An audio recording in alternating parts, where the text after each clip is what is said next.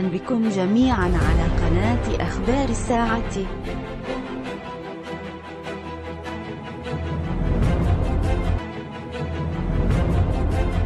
سفيان البحري المقرب من العائلة الملكية يضع صورة جديدة للملك محمد السادس نصره الله، وهو يلتقط صور مع المعجبين وبصحة جيدة وينفي كل الأشاعة الكاذبة. وعلق سفيان البحري على صورة قائلا: ها هو ملكنا حبيبنا في صورة جديدة اليوم.